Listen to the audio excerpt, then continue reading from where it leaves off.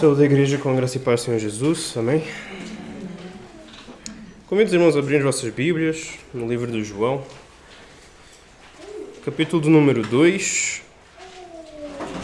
Nós iremos ler dos versículos 1 até o versículo 11. Evangelho de Jesus, segundo escreveu João, capítulo do número 2, do verso 1 ao 11.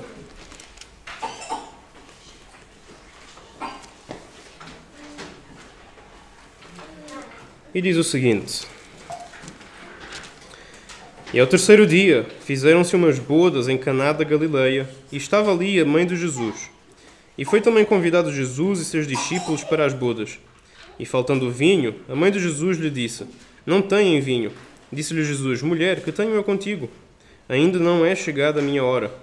Sua mãe disse aos serventes: Fazei tudo quanto ele disser. E estavam ali postas 6 talhas de pedra para as purificações dos judeus, e em cada uma cabiam 2 ou 3 almudes. Disse-lhe Jesus: Enchei de água estas talhas, e encheram-nas até em cima. E disse-lhes: Tirai agora, e levai ao mestre-sala. E levaram. E logo que o mestre-sala provou a água feita em vinho, não sabendo de onde viera, se bem que sabiam os serventes que tinham tirado a água, chamou o mestre-sala ao esposo. Verso 10. E disse-lhe: Todo homem põe o primeiro o vinho bom, e quando já tem bebido bem, então o inferior. Mas tu guardaste até agora o bom vinho. Mas Jesus principiou assim os seus sinais em Caná da Galileia e manifestou a sua glória, e seus discípulos creram nele. Até aí, irmãos. Amém. Senhor Deus e Pai, nós te damos graças, Senhor Jesus, por podermos estar hoje aqui reunidos na Tua presença, por podermos ler a Tua palavra, por podermos aprender de Ti. Nós te louvamos, meu Pai, e te pedimos nesse momento que o Teu Santo Espírito, Senhor, possa, ó Pai, iluminar nossa mente, nossos corações, Senhor, possamos aprender, ó Pai, com Tua palavra, que possamos guardar nossa mente e coração e que possamos aplicar no nosso dia a dia, meu Pai. Nós pedimos, Senhor, que possamos também partilhar com outras pessoas, em nome do Senhor Jesus. Amém.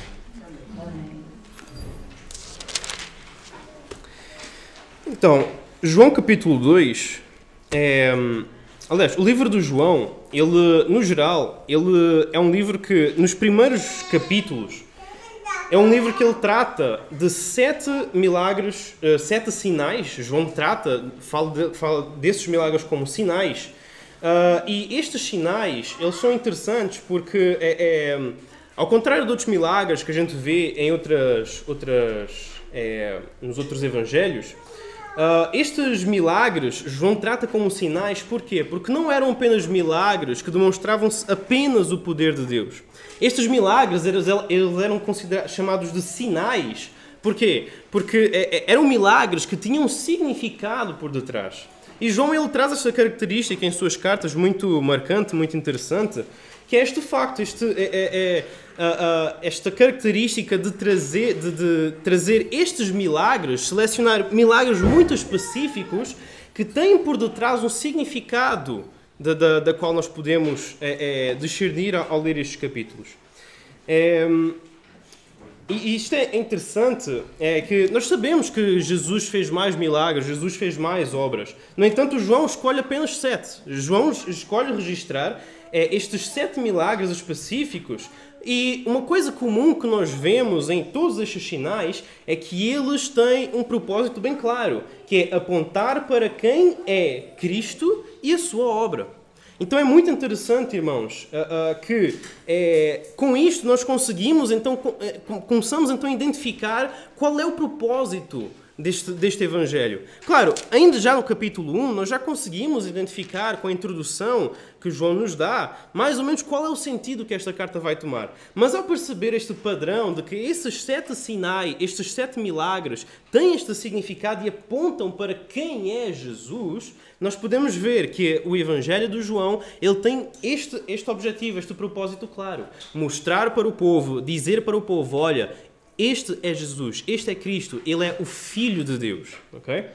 Então, uma coisa que é relevante, que muitas pessoas, os críticos fazem, né, é que Jesus ele era como...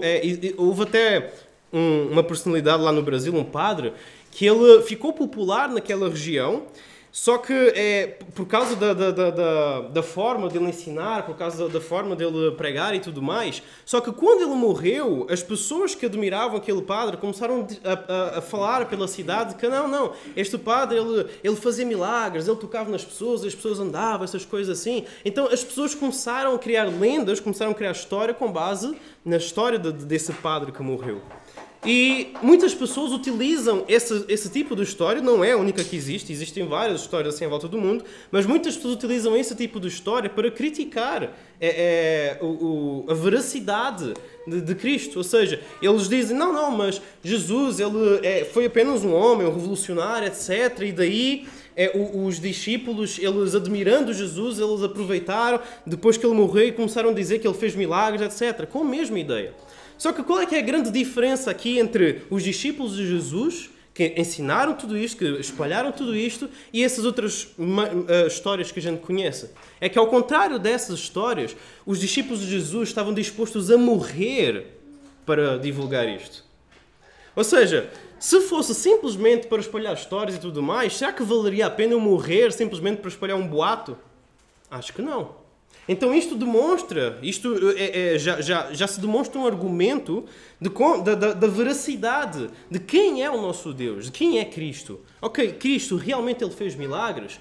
Se os apóstolos dispuseram a sua vida, tiveram dispostos a morrer para divulgar estes milagres, então alguma coisa aí é diferente dessas outras histórias que nós conhecemos. E daí nós vemos, né, nesta passagem,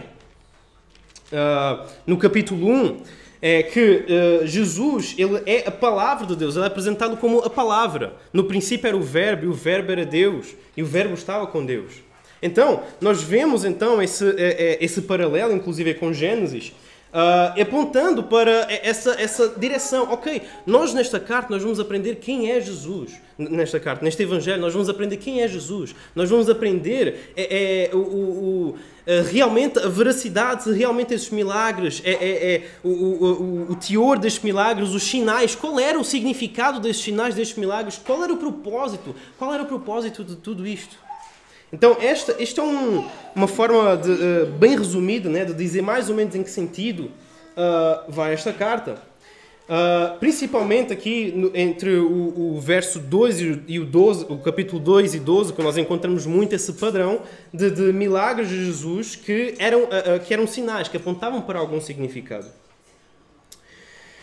Jesus faz um sinal, e nós vemos uma coisa muito interessante entre o capítulo 2 e o capítulo 12. É que dentro desses capítulos, dentro desse intervalo, nós vemos um padrão se repetir bastantes vezes. Esse padrão é o seguinte: em primeiro lugar, Jesus faz um sinal, uma afirmação acerca de si mesmo. Eu sou o caminho, a verdade e a vida. E Jesus faz milagre e tudo mais. E daí o que é que nós vemos? O segundo ponto vem a controvérsia, a falta de entendimento por parte do povo.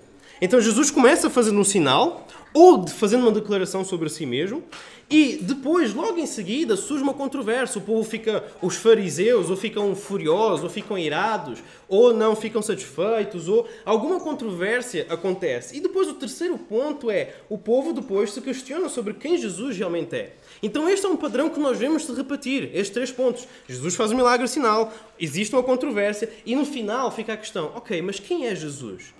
Jesus é o Filho de Deus. Não, mas Jesus é Elias. Jesus é o profeta. Quem é Jesus, afinal? Então nós vemos este padrão se repetir dentro deste intervalo, entre o capítulo 2 e o 12.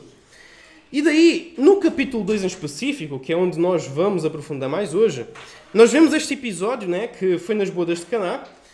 Ao contrário do que relatam os apócrifos, existem apócrifos que dizem que Jesus, quando era criança, tocou o miúdo esbarrou nele e Jesus amaldiçoou ele, morreu na hora. Tem apócrifos que contam histórias completamente estapafúrdias. Mas aqui nós vemos, neste capítulo, que lá no finalzinho, João fala que este foi o primeiro milagre, o primeiro sinal onde Jesus iniciou a sua obra. Então isto já refuta esses apócrifos que dizem, não, Jesus quando era criança, ele viu um passarinho morto, ele tocou no pássaro e o pássaro voou com vida. Existem apócrifos que contam essas histórias fantasiosas, tentam contar, né, a infância de Jesus. No entanto, quando nós vemos as Escrituras, nós analisamos as Escrituras, nós vemos a falta de veracidade nesses apócrifos. E aqui no capítulo 2 é um desses exemplos. Outro ponto aqui muito interessante, também contrastando com esses apócrifos, é que Jesus não usava o seu poder à toa. Nós vemos, por exemplo, aí nesses filmes de super-heróis, essas coisas assim, sei lá, o super-herói descobre o seu poder, aí depois ele quer pegar ali uma Coca-Cola, ele vai e usa uma levitação para trazer Coca-Cola na sua própria mão, essas coisas assim, ou sei lá, ele quer relaxar e vai ficar a voar. Então, a gente vê essas histórias, né, de super-heróis em que eles usam os seus poderes, às vezes, muitas vezes, para coisas completamente estapafúrdias, mas Cristo não era assim. Nós vemos que Cristo, primeiro, se João relata que ele começou o seu ministério, os seus milagres aqui, então nós podemos presumir que durante a sua infância, Jesus não esteve fazendo milagres e essas coisas todas, ou seja, Jesus era uma criança normal, uma criança como todas as outras. Jesus era um jovem, adolescente normal. Ok? Claro, ele era Deus, ele não tinha pecado. No entanto, em termos de interação, em termos de... Ele não era, por exemplo, aquele tipo de pessoa que nós vimos aqui e daí, tipo, nós íamos sair e ele me... olha, vamos aqui ao McDonald's, eu vou multiplicar hambúrgueres. Não era assim. Era uma pessoa completamente normal. Ok? Então, nós vemos que Jesus não usava o seu poder à toa. Jesus, ele usava o seu poder sempre com um propósito quando necessário. O seu poder, ele utilizava o seu poder para fazer curas, milagres e para mostrar os sinais, para apontar para um propósito. Havia propósito, havia um sentido nos milagres, nos sinais que Jesus fazia. Não eram coisas só por acaso, só porque sim, ou porque eu quero, acabou. Não, existia um propósito. Não era só para satisfazer o seu ego, a sua vontade. Não, Jesus não tinha o intuito de satisfazer o seu ego. Havia um sentido, havia um sinal, havia uma mensagem que ele queria transmitir. Havia um propósito por detrás destes sinais. Alguns exemplos que nós podemos ver isso, por exemplo, em João capítulo 5, a cura do paralítico no sábado, deu a Jesus a oportunidade de falar sobre a sua divindade como o Senhor do sábado. Mais tarde nós vemos outro exemplo, por exemplo, em João capítulo 6, ao alimentar os 5.000, Jesus faz uma transição bem natural, é uma coisa incrível, né? Como Jesus era tão bom a ensinar, ele faz uma transição bem natural para o sermão sobre o pão e a vida, o pão da vida. Então nós vemos Jesus utilizando esses milagres com um propósito. Nós vemos Jesus fazendo estas obras com um propósito. Não era uma coisa sem um norte. Não, havia um propósito. Okay? Outro detalhe interessante, nestas festas de casamento que aconteciam nesta altura, era comum as famílias que faziam casamento, que organizavam casamento, eles hospedarem os convidados e alimentarem os convidados até cerca de uma semana. Okay? Então imagine você fazer um casamento, né? O seu filho casa, a sua filha, o que quer que seja. Você organiza um casamento e você tem que ter condições para sustentar todos os convidados na sua casa durante uma semana inteira. Ou seja, dar comida, dar aposento, dar todas essas condições. Então este era o tipo de festividade que havia naquela altura. E então, durante esta festividade, acontece então algo inesperado, que é falta o vinho, que nós podemos ver aqui, no verso 2. E foi também convidado Jesus e os seus discípulos para as bodas. Verso 3. E faltando o vinho, a mãe de Jesus lhe disse, não têm vinho. E nestas culturas mais do Oriente Médio, existe uma tradição muito forte quanto ao ser um bom hóspede. Se você não é um bom hóspede, se falta o vinho na casa, se falta alguma coisa, isso é uma vergonha para a família. Isso é uma questão de vergonha perante a sociedade. Então, nós vemos aqui uma coisa muito interessante. Maria, ela percebe que falta o vinho. Quando ela percebe que falta o vinho, a primeira coisa que ela faz é o quê? Será que Maria, sabendo que faltava o vinho, ela começou a dizer, olha pessoal, faltou vinho, não sei o quê, começou a haver murmuração? Não. O que é que Maria fez? Maria foi ter com Cristo. E aí eu trago aqui a primeira questão. Será que quando nós vemos uma situação, um problema dentro da nossa igreja, da nossa família, dentro do nosso círculo de amigos, etc., qual deve ser a nossa atitude? E para nós analisarmos, qual é a minha atitude? O que é que eu faço, olhando para a minha vida, quando eu vejo uma situação de falta de vinho, digamos assim, quando nós vemos uma situação má, seja dentro da igreja, da família, do trabalho, etc. Será que nós somos o tipo de pessoas que murmura? Mas não sei o quê, faltou o vinho e tal, e cruza os braços e fica chateado. Será que nós somos o tipo de pessoa que fica, não, mas olha, faltou o vinho ali na casa do fulano de tal, etc. Olha, o fulano brigou com o Beltrano. Olha, aconteceu isto na casa de tal. Que tipo de pessoas somos nós? Ou será que nós somos como Maria? Em que, em vez de murmurar, em vez de provocar murmuração no meio da festa, não. Ela foi ter com Jesus. Olha, Jesus, faltou festa, faltou vinho. Está a faltar vinho. Esta deve ser a nossa postura como cristãos. Ao ver uma situação dessa, que nós sempre lembremos, falar com Cristo primeiro. Fazer como Maria fez. Não, olha, Senhor, está acontecendo esta situação lá na igreja. Senhor, está acontecendo esta situação na minha família. Está acontecendo esta situação na minha vida. Falar primeiro a Cristo. Então, como eu tinha dito, a falta de vinho na festa era sinal de desrespeito e desonra. Era uma vergonha para a família. Maria não murmurou, nem espalhou notícia da falta de vinho entre os convidados, evitando o clima de murmuração. Ela levou o problema a Jesus. Então, antes de comentarmos as crises que atingem família, igreja, círculo de amigos, a nossa própria vida, etc., devemos primeiro levar o assunto aos pés de Jesus. Maria já sabia quem era Jesus. Maria já sabia quem era Cristo. E com essa consciência de quem era Jesus, ela pede então uma ação da parte dele. Isto é uma coisa interessante, irmãos. Que talvez se Maria não tivesse o discernimento de quem era Jesus, talvez se Maria, claro, nós vamos entrar aqui nos talvezes, mas se calhar se Maria não soubesse quem era Jesus, será que Maria tinha ido ter com Jesus e dito, olha, Jesus, tenta resolver, precisamos de ajuda neste problema aqui. Então, muitas vezes, irmãos, o que eu vejo é que em nossas próprias vidas, na prática, muitas das vezes, nós preferimos, muitas das vezes, depender do nosso braço, dependendo das nossas mãos, do nosso próprio esforço, da nossa própria capacidade, da nossa mente, das nossas aptidões físicas, do que de Cristo. E isso muitas vezes aponta para o facto de que nós muitas vezes não conhecemos quem é Cristo. E por isso, por não entendermos a sua grandiosidade, por não entendermos o seu poder, o quão grandioso Ele é, o quão presente Ele é nas nossas vidas, o quão pessoal Ele é para conosco, nós muitas vezes preferimos depender da nossa força humana do que de Cristo. Então que sejamos como Maria, irmãos. Que nós possamos conhecer a Cristo. Que nós possamos entender quem é Cristo. Maria já tinha consciência. Não, eu já sei quem é Jesus. Ele é o Filho de Deus. Eu já sei quem é Cristo. Já havia uma consciência ali de quem era Jesus. Será que nós temos essa consciência realmente? Ou será que é só na teoria? Não, eu sei que Jesus é Filho de Deus, eu sei que Jesus é Pai e tudo mais. E depois na prática, quando acontece uma situação, não, depende do meu braço. Não estou a dizer que nós devemos ficar ociosos. Não, deixa tudo nas mãos de Deus, vou cruzar os braços e está tudo bem. Não é questão disso. Nós devemos sim fazer a nossa parte, mas que possamos aprender a ser como crianças, a depender de Cristo. Como uma criança é com o seu pai. A criança, quando ela tem fome, o que ela faz? Ela chora, ela depende, ela é completamente dependente do pai e da mãe. Se a criança não tiver o pai e a mãe, ela morre.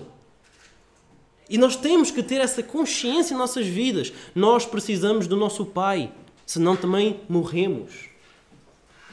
Ok? Então,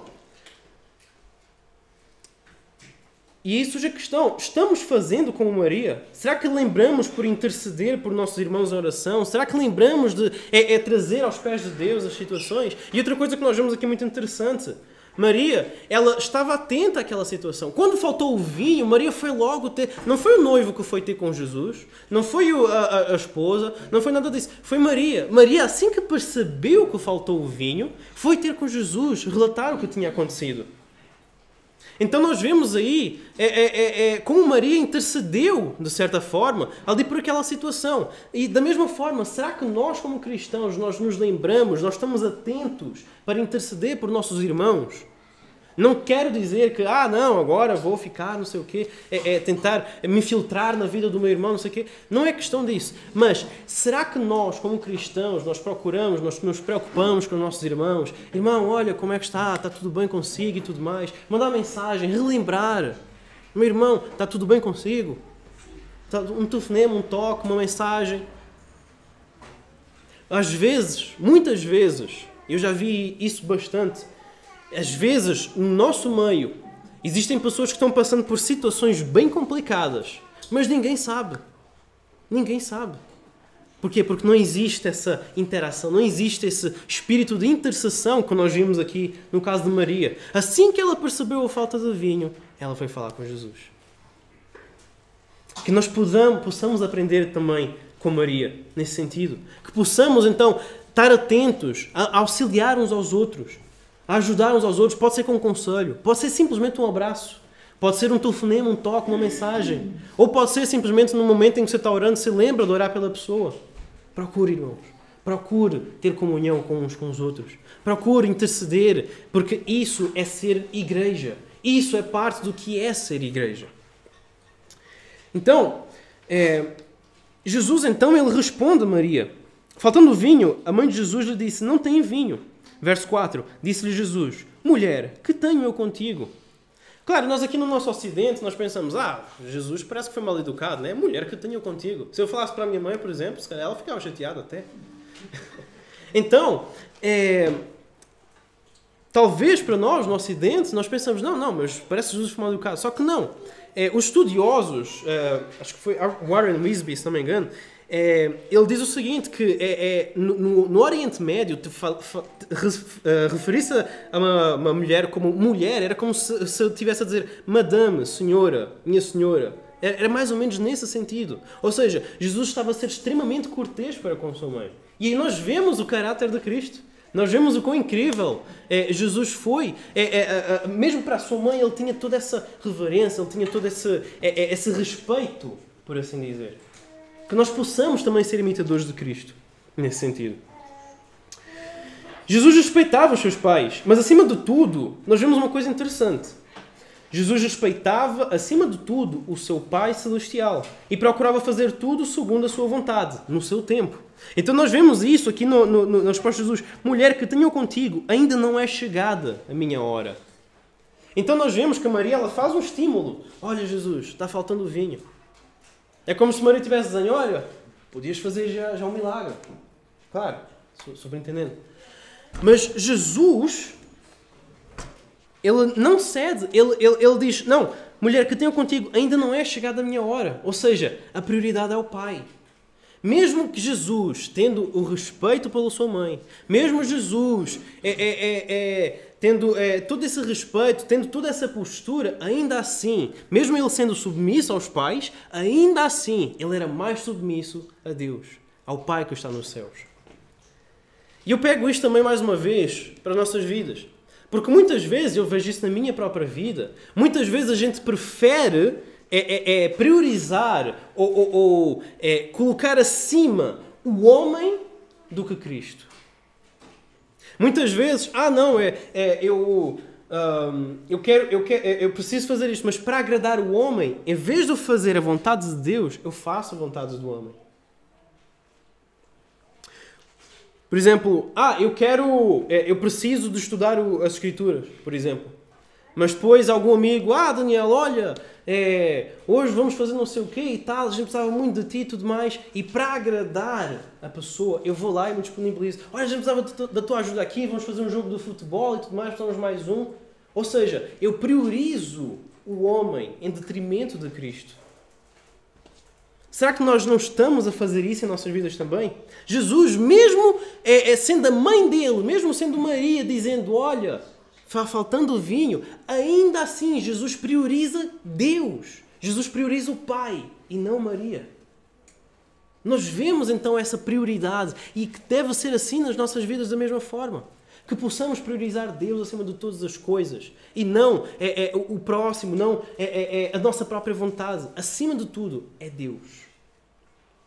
Mas é por um bom propósito. Mas ele está a precisar da minha ajuda porque assim e tal. Deus em primeiro lugar. Claro, se a pessoa tiver a morrer, obviamente, nós vamos ajudar. Óbvio.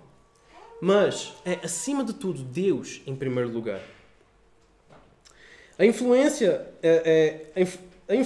respeito e obediência do cristão deve ser primeiramente por Deus. Naquela época, não era desrespeitoso chamar a sua própria mãe de mulher, como fez Cristo. Era o sinónimo de madame. Maria, muito provavelmente, não sabia o que Jesus ia fazer. Porém, ela ainda assim, ela entrega os problemas nas mãos de Jesus e obedece sem o questionar. E olha só que coisa interessante, irmãos. Olhem só que coisa interessante. Jesus, quando ele ouve isso, vamos ver aqui o verso 6. E estavam ali postas 6 talhas de pedra para as purificações dos judeus. E em cada uma cabiam 2 ou 3 almudes. Disse-lhe Jesus, enchei de água essas talhas. E encheram até em cima. Não é interessante que logo depois de Jesus encher as talhas de água, eles encheram mesmo? Não existe ali entre um e outro, não existe ali nenhum questionamento. Jesus, mas a gente precisa de vinho, a gente não precisa de água. A gente vai o quê? Servir água para os convidados? Não houve um questionamento ali. O que nós vemos, segundo as Escrituras, é que enchei as talhas de água e encheram até em cima. As pessoas obedeceram sem questionar.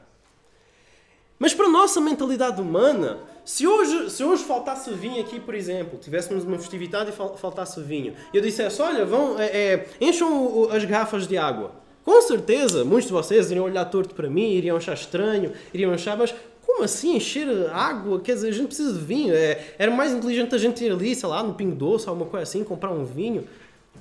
Então, haveria um questionamento. É ou não é verdade? Haveria um questionamento. No entanto, aqui o que nós vemos é o contrário. Não houve um questionamento. E nós trazendo para a vida prática, mais uma vez, eu questiono. Será que na prática nós não fazemos o mesmo com Cristo? De questionar a Jesus? Muitas vezes Deus nos aponta para um sentido, muitas vezes Deus quer que a gente faça algo, mas a gente, por termos uma visão muito limitada, muito materialista, muito humana e contaminada pelo nosso pecado, nós não entendemos o que Jesus quer fazer com aquilo. Mas água nas talhas, para que é isso? A nossa limitação humana não nos permite ver além do que Jesus quer fazer. Então, irmãos, é interessante. É interessante que estas pessoas, elas não questionaram. Elas encheram até o topo. Até o topo da talha. Que nós, em nossas vidas, irmãos, da mesma forma, nas nossas vidas, que nós possamos, sem questionar, obedecer a Cristo. Porque Ele sabe o que é melhor para cada um de nós. Ele conhece a vida de cada um de nós. Ele é o Deus onisciente, onipresente e onipotente. Ele é o próprio Deus. Ele é o Filho de Deus. Se Ele é Deus, por que questioná-lo? E a gente muitas vezes pensa, mas eu não questiono Deus, eu sigo Deus, eu obedeço a Deus. Será que realmente é assim? Será que realmente analisando nossos corações e vendo os momentos em que nós estivemos em situações assim, será que nós de facto enchemos as talhas ou será que nós questionamos a Deus e preferimos fazer da nossa forma, mais uma vez, dependendo do nosso esforço, da nossa inteligência?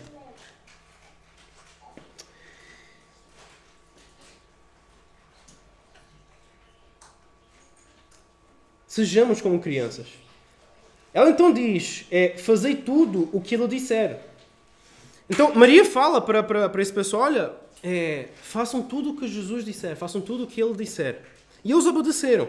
E que nós possamos seguir esse conselho, que possamos fazer tudo o que Cristo disser em nossas vidas. Desde sempre e até hoje, e isto é uma coisa muito interessante sobre o impacto deste milagre, o peso deste milagre. Desde sempre, o ser humano tenta transformar ou transmutar, e existem termos por aí, a matéria. Por exemplo, um exemplo muito clássico e que muitos aqui conhecem, a famosa pedra filosofal, conhecida por transformar as coisas em ouro. Então, ou até mesmo a famosa lenda do rei Midas, que tudo o que ele tocava transformava em ouro. Então, durante toda a história humana, a alquimia e em lendas e tudo mais, a gente vê que o ser humano ele tenta fazer isso, de tentar mudar a matéria, essas coisas assim. Até hoje, nos laboratórios, e mesmo uma leve pesquisa sobre alquimia, por exemplo, na internet, nós vemos que até os dias de hoje existem pessoas que tentam fazer essa criação de matéria tanto por meios espirituais quanto por meios científicos. Existem os dois lados. Então até hoje o ser humano luta para isso. No entanto, Jesus, e olha só que interessante, Jesus, sem nem sequer tocar nas talhas, simplesmente dando ordem, olha, encham as talhas até o topo e sirvam lá ao mestre-sala, simplesmente dando ordens, Jesus transforma a água em vinho. Isto muito anos antes da alquimia sequer surgiu como conceito. Então nós vemos uma coisa interessante. Espera aí, Jesus transforma a água em vinho. Jesus muda a matéria. Somente Deus cria e muda a matéria. Somente Deus é poderoso o suficiente para fazer algo desta magnitude. De criar ex nihilo, criar do nada a matéria. Então, é interessante como Jesus já estava anos-luz à frente de qualquer alquimia. E como ele demonstra o seu poder e como isso aponta de que ele é Deus. Nós vemos aqui que nenhum ser humano consegue fazer isto. Jesus conseguiu. Porquê? Porque ele é Deus. Somente Deus pode fazer algo desta magnitude. Se Jesus fez, aponta para que ele é Deus. Por isso nós chamamos de sinais. Jesus, mais um ponto interessante aqui neste milagre, durante este processo de transformar água em vinho, é que, ao contrário do que nós vemos, infelizmente, nos dias de hoje, até mesmo em muitas igrejas, Jesus não fez um show, Jesus não fez um espetáculo, Jesus não fez uma coisa para atrair. Ah, faltou o vinho, então espera aí, malta, tragam aqui as talhas, vamos meter aqui no meio. Pessoal, olha, faltou o vinho, metam aqui a água e agora, vejam só a magia. Vinho. Não, Jesus não fez isso. Jesus não fez um show. Jesus não fez nada disso. Jesus simplesmente, ele nem sequer tocou nas talhas. Nem sequer tocou nas talhas. Ele simplesmente deu a ordem. Olha, peguem as talhas, enchem até o topo e sirvam ao mestre-sala. Simples. Então nós vemos aí que Jesus ele não chama a atenção para si mesmo, nem sequer toca na água. Jesus ele tem essa postura de fazer as coisas, de fazer os milagres dessa forma. E muitas vezes nós vemos, até durante os evangelhos, que Jesus fazia um milagre e dizia, olha, vai, não peques mais, ou vai, não contes, não divulgues, não fales para outros. Então nós vemos essa postura em Cristo completamente o contrário do que vemos muitas vezes hoje em dia na nossa atitude como ser humano. E nós mesmos muitas vezes. Que muitas vezes queremos ou cantar, ou pregar, ou ensinar, ou fazer missões, ou fazer alguma coisa para trazer glória. Para trazer glória para si mesmo. Olha, eu faço isso, eu faço aquilo na igreja, e eu fiz isto e não sei o quê, e eu fiz aquele solo, e eu dei aquela pregação, e eu cantei aquele louvor. Estás a ver aquilo? Fui eu. Muitas vezes, infelizmente, isso acontece. Mas Jesus não era assim. Jesus nem sequer tocou nas talhas e fez aquele milagre acontecer. Cada talha de água tinha cerca de 44, 120 litros mais ou menos, isto segundo uma Bíblia de estudo.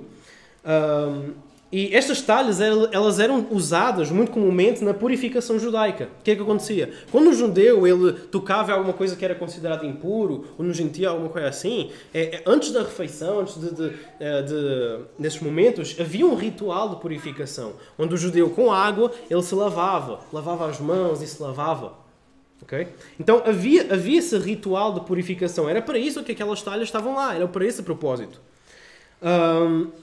Muitos apontam que no total essas 6 talhas que Jesus mandou encher, elas davam cerca de 600 litros no total. Imaginem 600 litros de vinho, assim do nada. E de alta qualidade, inclusive. Isto é uma coisa interessante, porque lá nos versículos nós vemos que o próprio mestre-sala fica, espera aí, tu guardaste o melhor vinho para o final. Então era 600 litros do melhor vinho. Então nós vemos, irmãos, que quando Jesus faz o milagre, que quando Jesus ele vai cuidar dos seus filhos, ele cuida de uma forma farta. Ele cuida, ele sempre cuida da melhor forma possível. Isto aponta muito para mim, para Isaías, capítulo 25, verso 6, que diz o seguinte: E o Senhor dos Exércitos dará neste monte a todos os povos uma festa com animais gordos, uma festa de vinho velho, com tutanos gordos e com vinhos velhos bem purificados. Ou seja, a provisão de Jesus, quando Jesus proveu o seu povo, essa provisão é farta e generosa. E nós muitas vezes ficamos cheios de ansiedade, de preocupação, de angústia, porque faltou isso e faltou aquilo, e tem que fazer aquilo outro, e as contas e tudo mais. Claro, mais uma vez, devemos sim trabalhar, devemos sim nos esforçar, devemos sim pagar as nossas contas e tudo mais. Mas a preocupação é que é a questão. A preocupação é que é o problema. A falta de dependência de Deus é que é a grande questão aqui. Mais uma vez, que sejamos como uma criança, que aprendamos a depender de Deus, porque a provisão de Deus é farta. Se faltar vinho em nossa casa, nós temos um Deus que Ele provê e provê com fartura. Amém? A referência, F.F. Bruce, ele diz uma coisa muito interessante, que é a referência que o João faz às suas purificações é a chave para o sentido espiritual presente nesta narrativa. Isto é uma coisa interessante. Como nós vemos, haviam aquelas talhas que eram utilizadas num ritual judaico. Okay? Aquelas talhas eram cheias de água, os judeus se lavavam nesse ritual de purificação. No entanto, Jesus utiliza essas mesmas talhas que eram utilizadas nessa tradição judaica para trazer o vinho. E mais interessante, é com esse milagre que Jesus começa o seu ministério. Jesus começa o seu ministério com esse milagre. Olhem só que interessantes, irmãos. Estas talhas são quase como um símbolo da antiga aliança, do Antigo Testamento. Lá estavam os rituais que eles faziam. A talha cheia de água, despejar, lavar, purificar, todo esse ritual da antiga aliança. No entanto, Jesus, ele chega naquele momento, ele pega aquelas talhas, transforma a água em vinho. E olha, vejam só o restante do que Warren Wiersbe diz. A água que servia para a purificação exigida pela lei e pelos costumes judaicos representa toda a antiga ordem cerimonial judaica, a qual Cristo haveria de substituir por algo melhor. O vinho simboliza a nova ordem, assim como a água nas talhas simboliza a antiga. F.F. Bruce. Então nós vemos mais um significado deste sinal. Era um sinal que apontava para o início desta nova era que nós vivemos. A era debaixo da graça. A era da graça. Nós vemos esse sinal apontando para este começo de era. E outra coisa interessante. Notemos, irmãos, que o primeiro milagre de Jesus foi num casamento. Ou seja, o ministério de Jesus começa num casamento e, da mesma forma, ela lá na frente acaba num casamento. Quando nós, como igreja, fomos para o nosso Pai. Quando nós, como igreja, fomos para as bodas do Cordeiro, aí, mais um casamento. E desta vez, com Cristo. Amém? Então nós vemos esta relação. Nós vemos esta transição, esta mudança da antiga aliança para a nova aliança. O vinho novo, em substituição à antiga ordem dos rituais, representava essa substituição da graça dos antigos rituais judaicos. O mestre-sala era como um especialista, um organizador de festa, provavelmente muito experiente em vinho. Ou seja, era um homem que o dever dele era cuidar da festa, o mestre-sala, e devido a esse ofício que ele tinha, é muito provável que ele fosse experiente, tivesse conhecimento de vinhos. Então, é interessante que Jesus, assim que eles metem a água nas talhas, Jesus diz, vai e serve ao mestre-sala. Vai lá e serve para o especialista.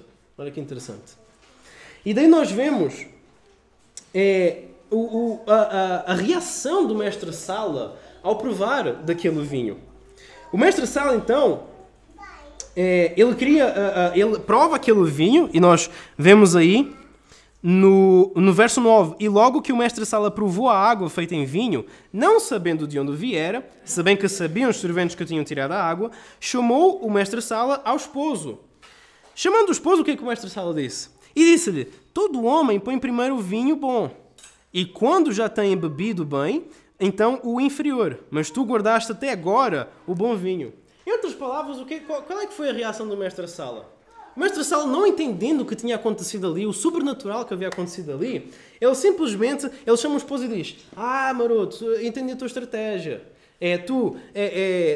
Guardaste normalmente serve-se o melhor vinho e deixa-se o pior para o final. Mas tu serviste o pior vinho e no final guardaste o melhor. Talvez por uma questão de economia, talvez porque a família era pobre, se calhar inclusive é por isso faltou o vinho na casa deles. E, tendo em mente que a família era pobre, talvez o mestre-sala deduziu: não, eles provavelmente guardaram o melhor vinho para poupar o dinheiro no final. Então, ou seja, nós vemos uma explicação completamente humana, materialista do mestre-sala. Nós vemos uma teoria criada por ele sobre o que aconteceu ali, completamente naturalista, completamente voltada para o entendimento, para as limitações humanas. Isto mostra muitas vezes, reflete muitas vezes a nossa própria realidade. Nós muitas vezes somos como o mestre-sala. Nós não entendemos a grandeza, o poder de Deus. E então, muitas vezes, não apenas nós, lá fora, mais comum ainda, cria-se explicações materialistas, naturais, humanas, muitas vezes até explicações contaminadas pelo pecado humano, sobre o que aconteceu, sobre aquele milagre, sobre aquele acontecimento. Então, por que isto acontece? O mestre-sala, ele cria a sua própria explicação com base nos seus pressupostos, com base na sua cosmovisão. E aqui é uma palavra interessante. O que é cosmovisão? A cosmovisão é a nossa visão, a nossa percepção do mundo à nossa volta. É a nossa visão do cosmos, daquilo que nos rodeia. E a nossa cosmovisão, ela afeta a nossa forma de ver, de interagir com o mundo. Se eu colocar aqui um determinado objeto ou o clássico exemplo, né, do copo de água, um copo de água pela metade, algumas pessoas vão dizer que vê um copo meio cheio, outras vão dizer que vê um copo meio vazio e outras vão dizer que vê um copo na metade, simplesmente. Então são percepções diferentes do mesmo objeto, do mesmo copo. Ou seja, cada pessoa tem a sua cosmovisão. E aqui é que entra uma coisa interessante, irmãos. Inclusive no Prega a Palavra, nós aprendemos que quando lemos a Bíblia, não são os nossos pressupostos que devem ser utilizados para interpretar as Escrituras. Não, são as Escrituras que devem mudar os nossos pressupostos. Em outras palavras, é as Escrituras que devem trabalhar a nossa cosmovisão, a nossa percepção do mundo. E isto é que é interessante. O mestre-sala, ele não tinha essa cosmovisão. Ele não tinha esse pressuposto bíblico cristocêntrico. A cosmovisão dele era contaminada pelo pecado, era materialista, era carnal, era humana. Ok? No entanto, nós sabemos que o que aconteceu ali foi um fenómeno espiritual, foi um fenómeno sobrenatural. Então o que é que muda entre o mestre-sala e esta percepção que nós temos? A grande diferença aqui é que a palavra de Deus molda a nossa cosmovisão. Como eu disse ainda há pouco, não são os nossos pressupostos que devem ser usados para interpretar as Escrituras. As Escrituras é que devem ser usadas para mudar os nossos pressupostos e moldar a nossa cosmovisão e a forma como vemos o mundo. Da mesma forma, se nós não permitirmos que as Escrituras moldem a nossa cosmovisão, nós seremos como o mestre-sala. Não existe ali um meio termo. Ou você lê as Escrituras, ou você deixa que a palavra, que Cristo molde a sua forma de ver o mundo, ou o mundo vai moldar a sua forma de ver o mundo. Então, que nós não sejamos como o mestre-sala. Que nós não deixemos que o mundo, que as influências, que o materialismo influencie a nossa visão do mundo. que nós possamos ler a Bíblia, as Escrituras diariamente, para que ela sim mude e nos mostre a perspectiva correta de ver o mundo. A cosmovisão ela é como uns óculos. Agora a questão é, que óculos é que você quer utilizar? Você quer utilizar os óculos da palavra, os óculos das Escrituras, os óculos que mostram a verdade, o caminho, a vida? Ou você quer utilizar os óculos do materialismo, embaçados pelo pecado, embaçados pelo materialismo, embaçados pelas limitações humanas, nós que somos tão limitados, que até hoje ainda não conseguimos transformar água em vinho, inclusive. Tão limitados. E já passaram 2000 e tal anos, e ainda não conseguimos transformar água em vinho. Então, irmãos, é super interessante este fenómeno, que a nossa cosmovisão possa ser moldada pelas Escrituras. Como eu disse, a cosmovisão humana é limitada, materialista, humanista e contaminada pelo pecado. E como eu estava dizendo há pouco, estes sinais, nós já pegamos aqui os significados, alguns significados deste sinal de transformação de água em vinho. A palavra sinal, inclusive, utilizada aqui, é a palavra semeion, do grego. Esta palavra é diferente das palavras utilizadas em outros evangelhos para os milagres. Nos milagres era mostrado apenas, na maior parte das vezes, o poder de Deus. Nos sinais é mais do que isso.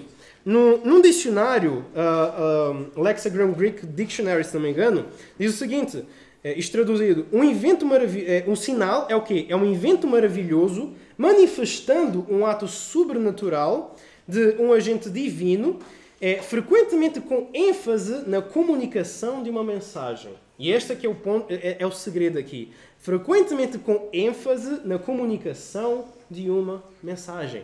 É isto que distingue o sinal. Mas eu faço a questão, mas para o que este sinal apontava?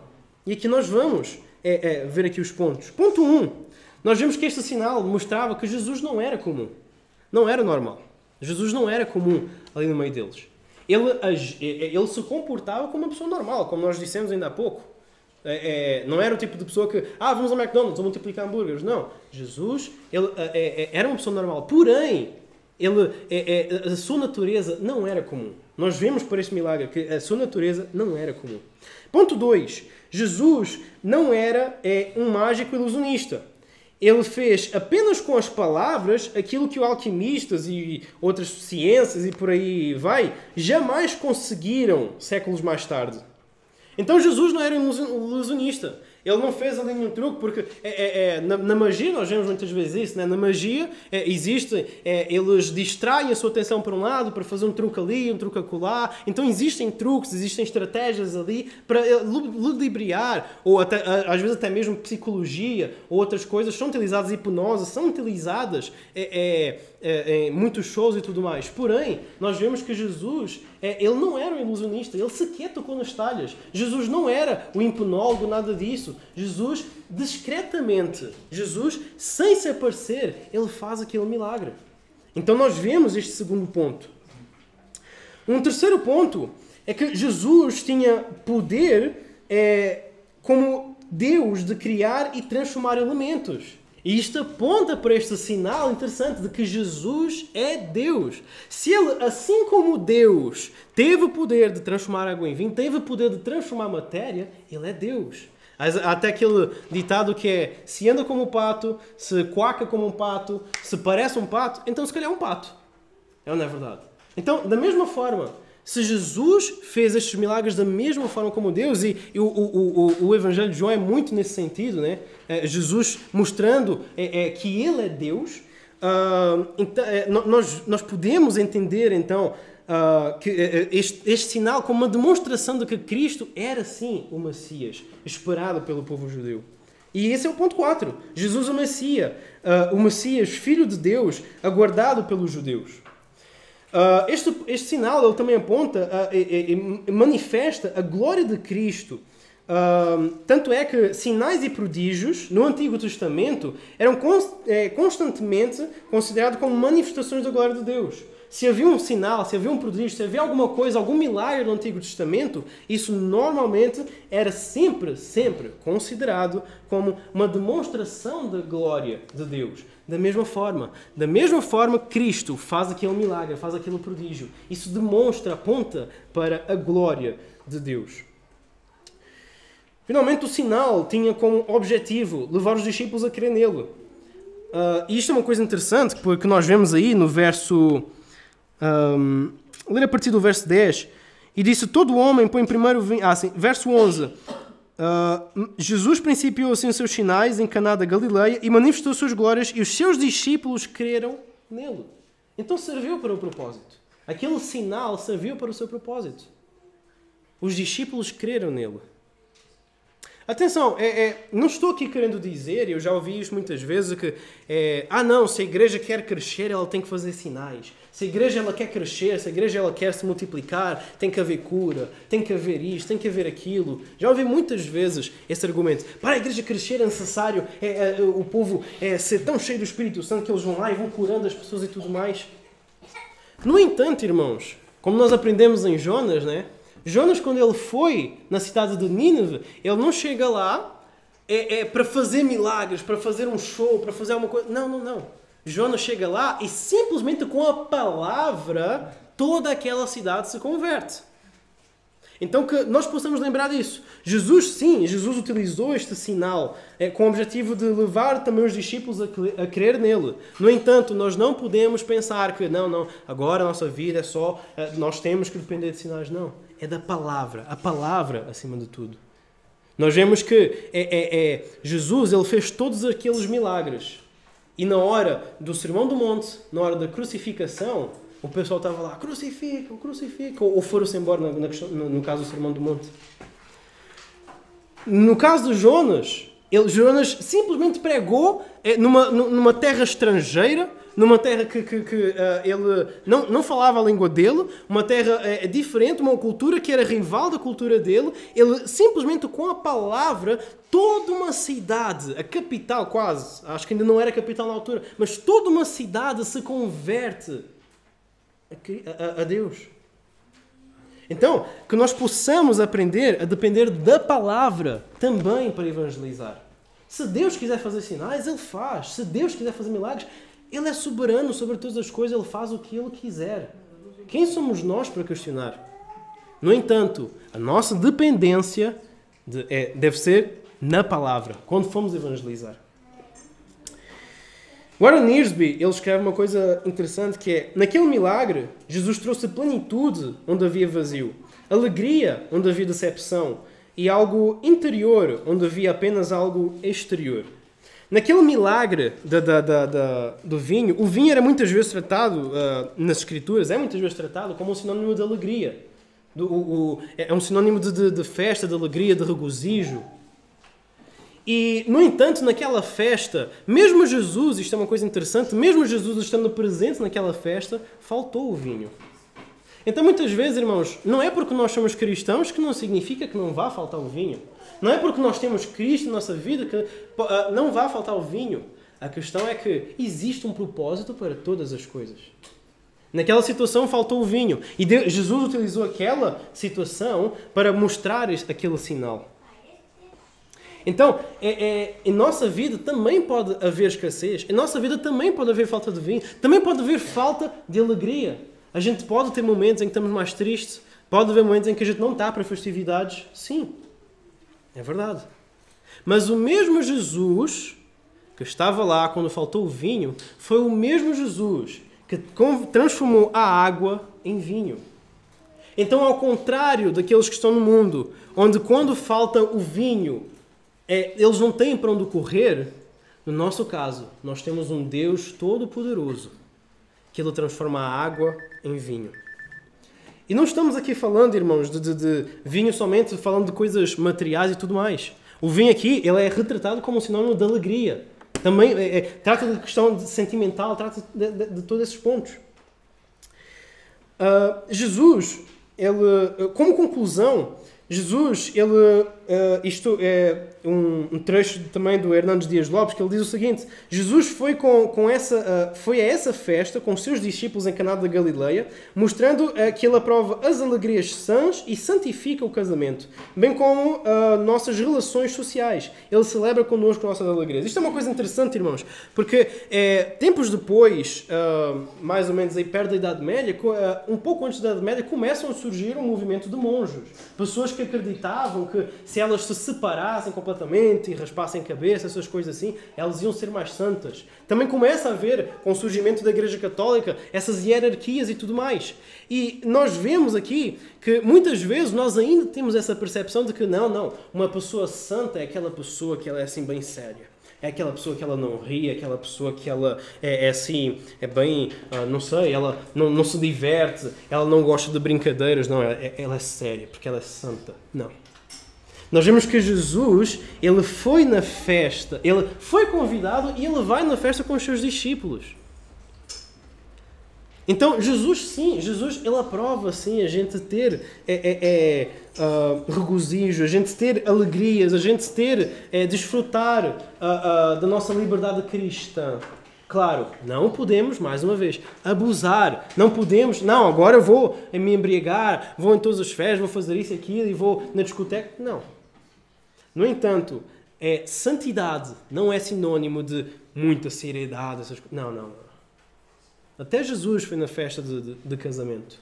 Nós cristãos podemos sim brincar, podemos sim rir, podemos sim interagir uns com os outros, podemos sim ter estes momentos de alegria. Mesmo com Jesus presente, o vinho, a alegria, pode acabar. E acabou. Um outro ponto aqui interessante: não questione, apenas obedeça. Isto é um outro ponto, uma outra aplicação. O pessoal poder ter questionado Jesus: Jesus, mas não precisamos de água e sim de vinho. Outro ponto: o objetivo dos sinais registrados no Evangelho é levar o povo a crer que Jesus é Deus. O que faremos então diante desta informação, a não ser admitir que Jesus é sim o próprio Deus? O objetivo desta carta é exatamente essa: demonstrar a divindade de Cristo. E crendo nós, vendo nós, acreditando nós nos milagres, não há outra forma, não há outro caminho a não ser admitir que, de facto, se Jesus realmente fez estes milagres como nós acreditamos que Ele fez, Ele é Deus. Não existe outro caminho. Nada neste mundo pode transformar matéria, criar matéria e tudo mais. Jesus faz isso. Então, Ele é Deus. Sejamos encorajados então, e também, isto um ponto, pegando o exemplo de Maria, a interceder pelo nosso próximo, a aprender a ser dependentes de Deus, como crianças, deste Deus que cria e muda a matéria.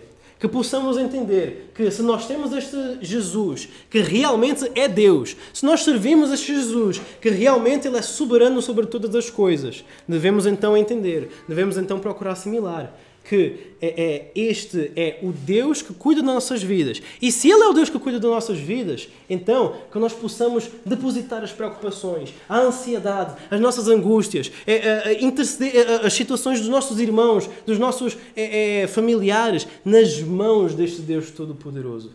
Em vez de dependermos da nossa força, da nossa preocupação e da nossa cosmovisão limitada, humana, materialista e contaminada pelo pecado. Amém? Vamos orar, amém? Senhor Deus, nós te agradecemos, Pai, por tudo aquilo que nós podemos, Pai, aprender. Nós pedimos, Pai, mais uma vez, Senhor, que toda palavra que nós aprendemos, que seja guardada em nossa mente e coração, Pai, que possamos aplicar em nossas vidas, que possamos ensinar outras pessoas, que não sejam apenas palavras vãs, Pai, que nós ouvimos e deixamos estar e seguimos a nossa vida, mas que possamos, Pai, acima de tudo, aplicar essas palavras, aplicar, Pai, e aprender a depender de Ti, Senhor. Aprender, Pai, a depositar nossas preocupações, nossos problemas, nossas ansiedades, Pai, nas Tuas mãos. Que possamos realmente entender, que a nossa cosmovisão possa assimilar, Pai, quem realmente Tu és, Senhor. Que a nossa cosmovisão possa entender a Tua grandiosidade e a Tua majestade, Pai. Nós pedimos em nome do Senhor Jesus. Amém.